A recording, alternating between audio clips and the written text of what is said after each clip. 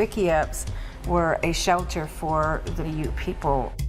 They were trees that were taken from the land that we could find.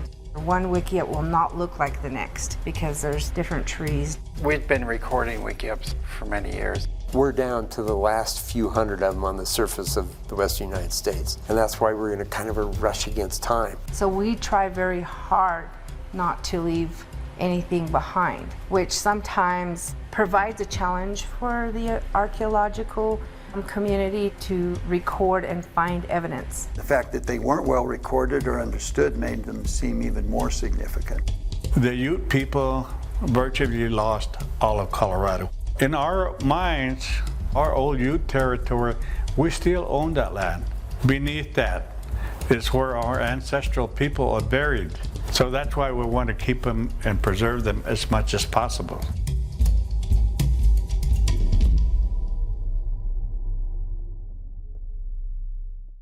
This program was made possible by the History Colorado State Historical Fund, supporting projects throughout the state to preserve, protect, and interpret Colorado's architectural and archaeological treasures. History Colorado State Historical Fund. Create the future, honor the past. with support from the Denver Public Library, History Colorado, and the Colorado Office of Film, Television, and Media, with additional support from these organizations and viewers like you. Thank you.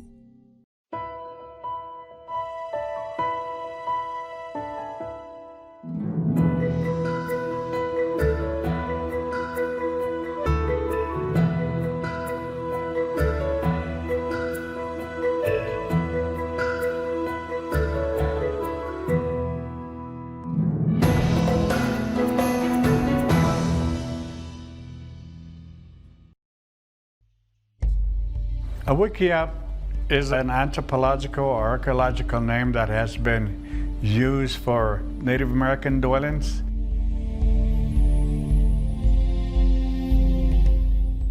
Our homes. We prefer to call it Ute dwellings or Ute lodges rather than a Wickiup. Wickiups were a shelter for the people, and they were, relatively speaking, not fresh green cut trees, but rather trees that were taken from the land that we could find, and we were very, very resourceful in finding what was offered to us, not intentionally going and chopping new stuff. It's a brush shelter, the shape and design and size of which is at least partially predicated by the environment, what the environment gives you to build a shelter out of. Here in the pinyon juniper habitat of western Colorado, you break off dead saplings or branches of primarily juniper trees. 97% of our wooden feature poles for the platforms and the Wickiups are juniper as opposed to pinyon.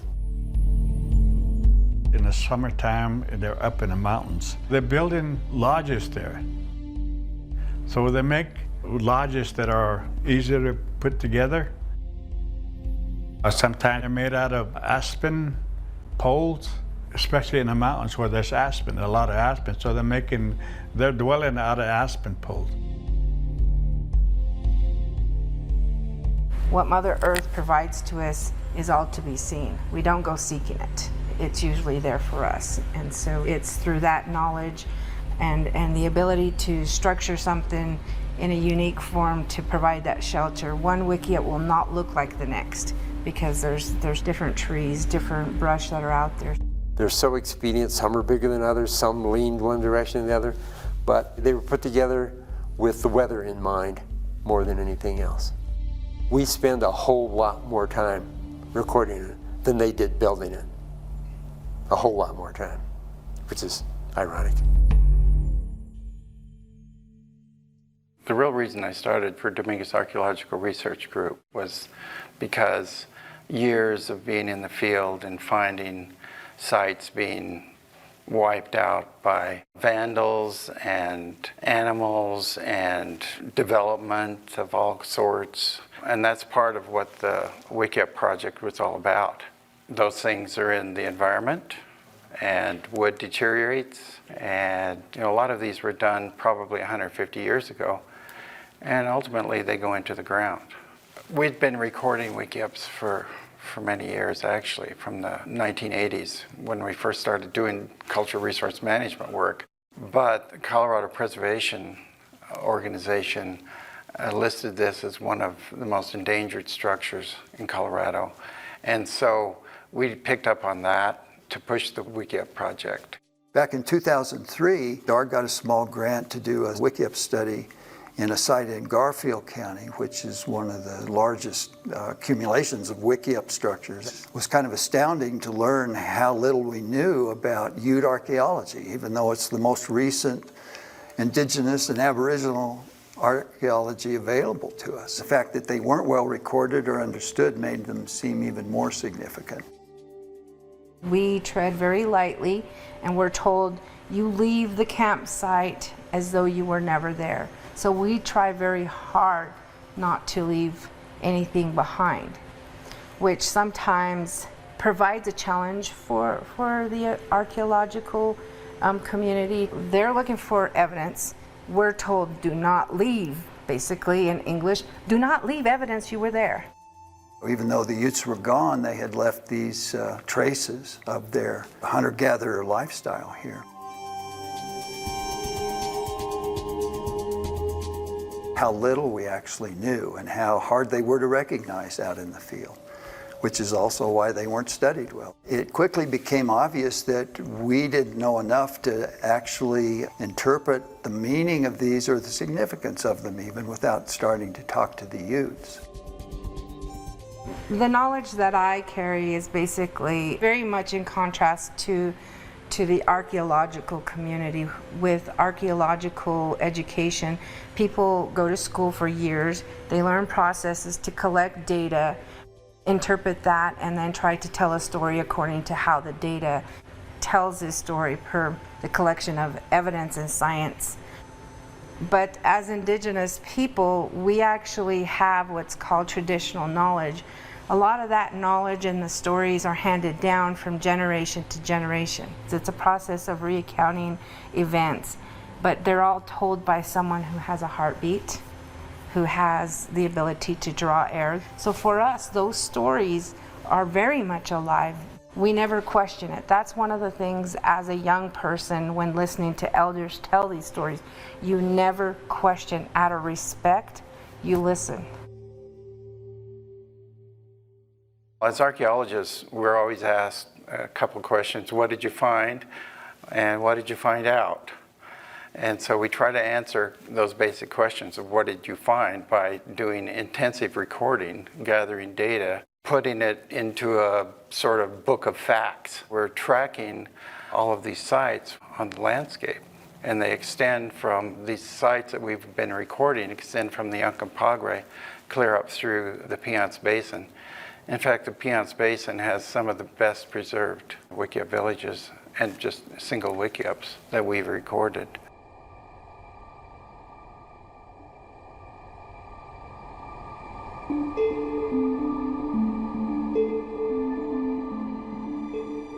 Security was a major issue for site location. Most often, sites are located on hilltops, high points along ridges.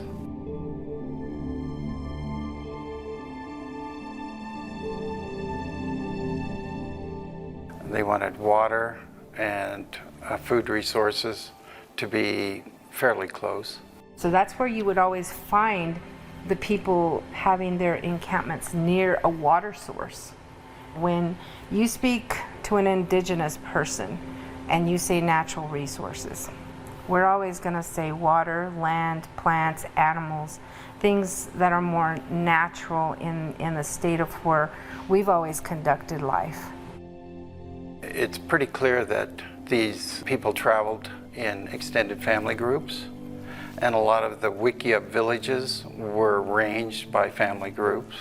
You might just have three families, so there may be only evidence of a smaller group of Wickiups or lodges where they may have lived. It just depended on what activity they may have been engaged in per the season. And then we, at different points, would congregate back together and we would share whatever the harvest we may have been. Maybe one group of people collected a lot of berries. Maybe one people were able to to harvest a lot of hunting the game and bringing the meat in. They always had a landmark, or they had a place that the women knew, this is my campsite. So they would look for that rock. That rock, when you turn it over, is a matate. So they use matates. It's a grinding stone. And when they turned it over, that was their matate. So they said, this is where I camped last year, or year before, or 2 years ago. We're being led to these sites where there are extant wooden features, these expedient little wooden features like Wickiups that the Ute people made. And since they don't last too long, we're being led to sites that are no more than 200, 300, 400 years old at most. And as a result, over half of our sites have trade goods, metal and glass artifacts, as a result of the Spanish in the area. They had this bounty of goods and trade items, but it was ephemeral, it was short-lived. It came with a price, the price of freedom.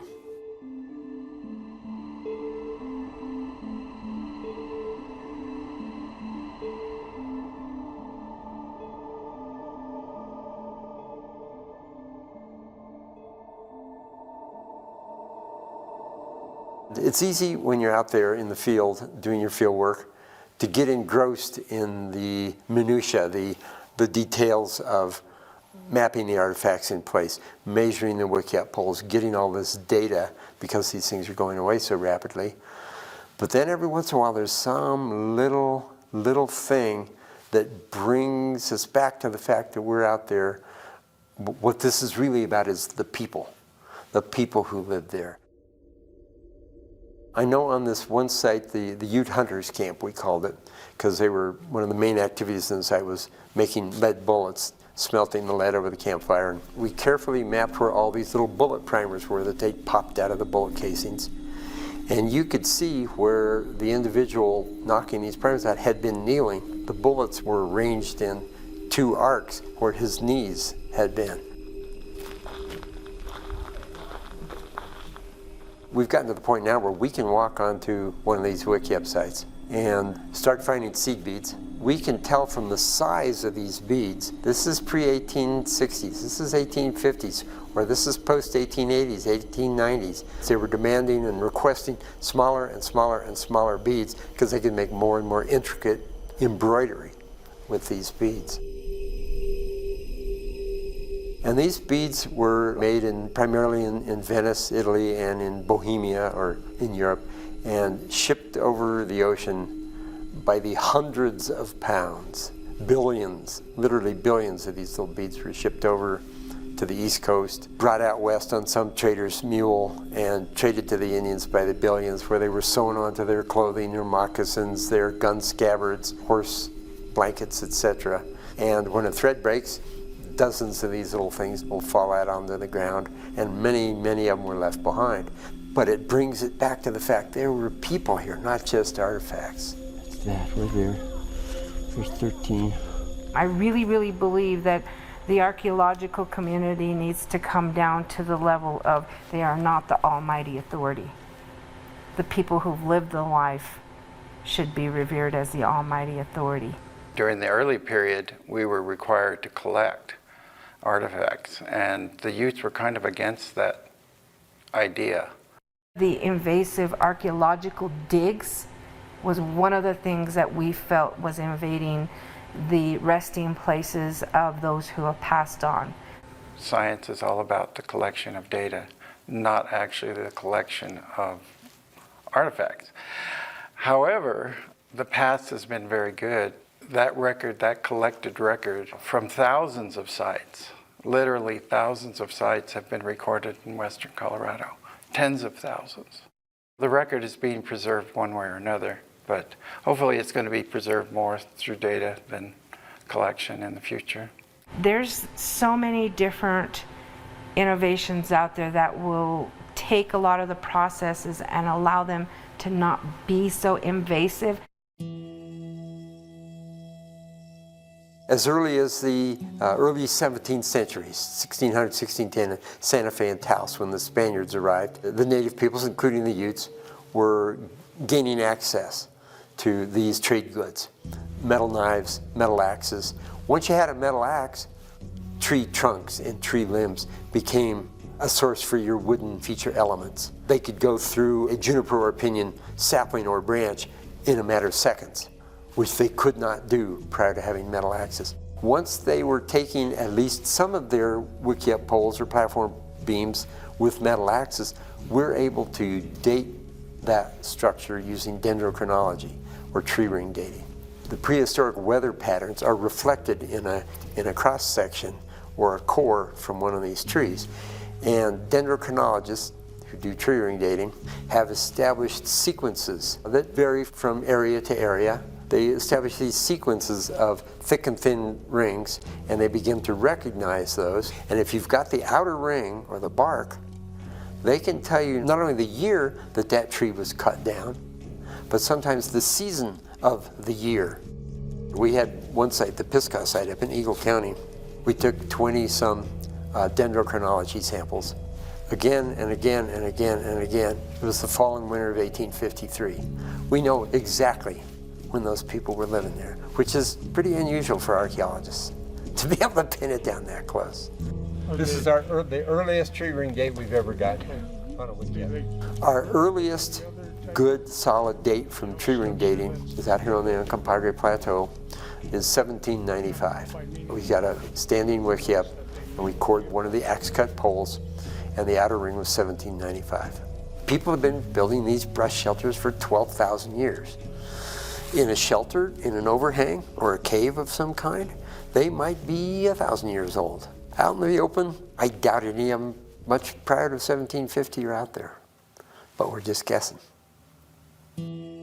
As our grandparents have said, the great mystery sometimes is there for a reason. It's not for you to figure out.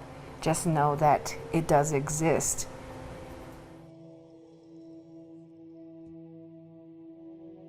The Ute people virtually lost all of Colorado, what had been one time their land, because of greed, because of manipulation of peoples, of what they wanted, wealth and all that. So by 1868, they had established what they call the Ute Reservation in 1/3 of Colorado.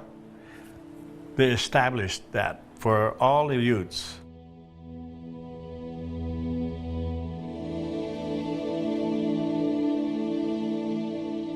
It would be their land forever as long as the grass grows and the water flows. And that's one of the famous statements that the government has made with most treaties. But immigrants coming into those areas, finding rich in resources, rich in minerals, invaded into the Ute Reservation. It was greed. In our minds, these places of our old Ute territory, we still own that land. White man only owns a foot of it. Beneath that is where our ancestral people are buried. You walk upon our ancestral bones.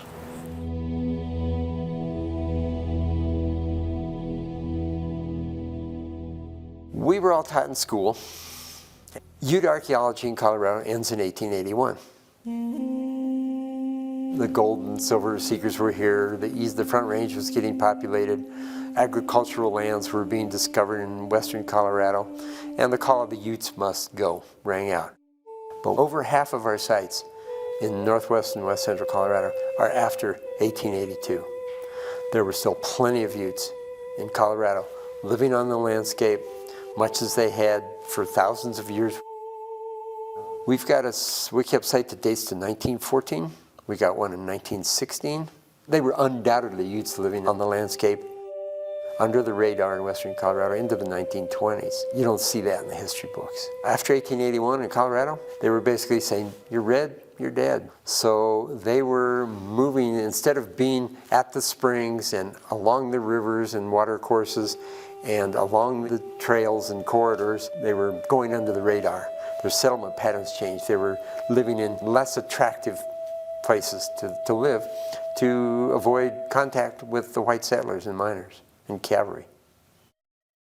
It's funny as an archaeologist. As an archaeologist, we spend our careers looking for the earliest example of something, the oldest, that we get excited about the most recent find we can find.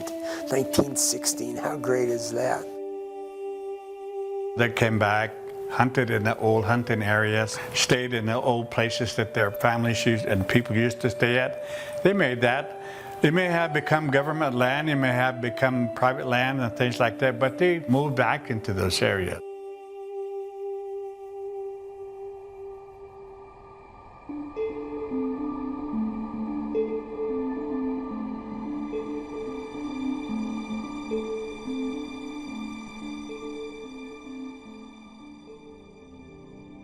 The creation story I grew up with was we were made in the mountains, and that's where the Creator had left us.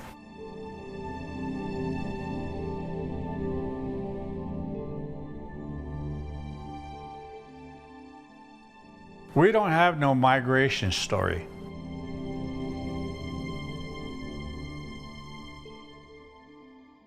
I've asked a lot of the elders, where did we come from? They had no answer. They said, we've always been here.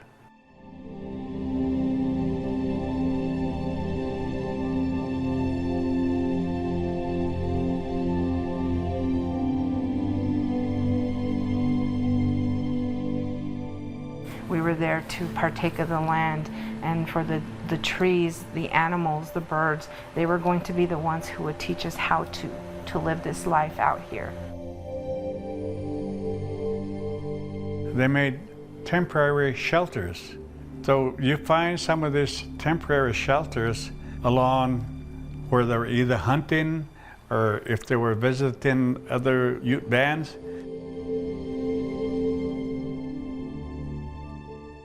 When that season starts to change, then they're starting to move back down into warmer areas. But those lodges are still there. The following year, they're moving back up to the same area. So those lodges are there. And a lot of the hunting lodges that they made are still there also because they're going to eventually come back and they're going to use that.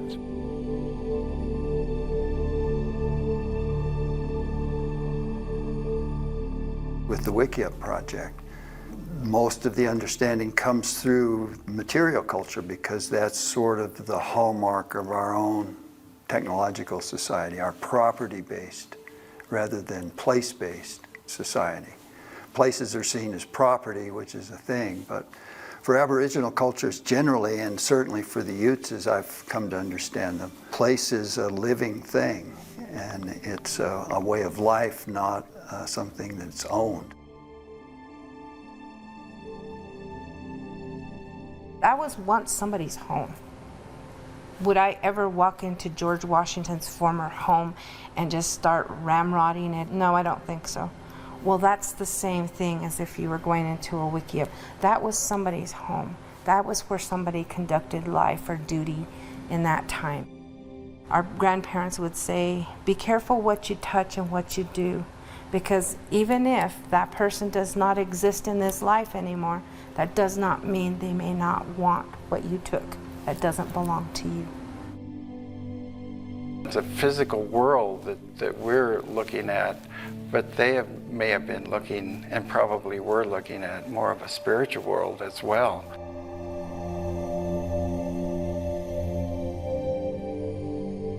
Wickiups to us is used by our ancestors that lived in that area. Maybe they had a certain spirituality. That's where we call it significant to us. It may not be significant to anybody else, but to us it is significant. That's why we want archaeologists to preserve them. We feel like the Wickiup project has been a big success, at least from our point of view, and I think the Utes respect and value what we've done to some degree. We've always felt that what we were doing was for the benefit of the tribes as well as our own scientific interest as archaeologists. It's not just science, it's cultural preservation, heritage. It gives us a sense of groundless because it's still there, that we know that our ancestors lived in that area. So that gives us evidence that we can say, yes, my people lived here because of the structures. To us, that is significant because it gives us a sense that our people were there and there isn't anybody that can dispute that.